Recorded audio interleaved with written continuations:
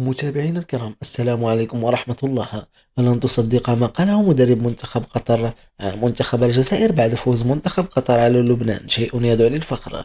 ولكن قبل أن نبدأ، لا تنسى الإعجاب بالفيديو والاشتراك بالقناة حتى تصلك جميع الأخبار. انتصر منتخب قطر بطل 2019 على نظيره اللبناني بثلاثة أهداف نظيفة أمسية اليوم في افتتاح كأس آسيا 2023 لكرة القدم في نسختها التاريخية رقم 18، والتي تستضيفها قطر إلى غاية 10 من فبراير. أقيم افتتاح كأس آسيا 2023 في أرضية ملعب لوسيلا المونديالي بالعاصمة القطرية الدوحة، ووسط زخم جماهيري غفير في المدرجات وحضور شخصيات عربية وعالمية رائدة في صناعة قرار كرة القدم، في حين أدارها الحكم الإيراني علي رضا فقاني.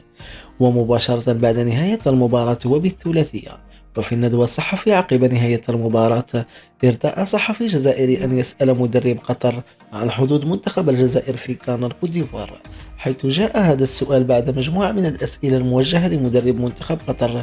واختصارا للوقت، ركزنا على هذا السؤال فقط، حيث أجاب قائلا: الجزائر تزخر بالنجوم، وأغلب لاعبيها محترفين بأوروبا. أظن أنها ستقول كلمتها في كأس أمم إفريقيا. ما رأيكم بما قاله مدرب منتخب قطر؟ أجيبونا في التعليقات.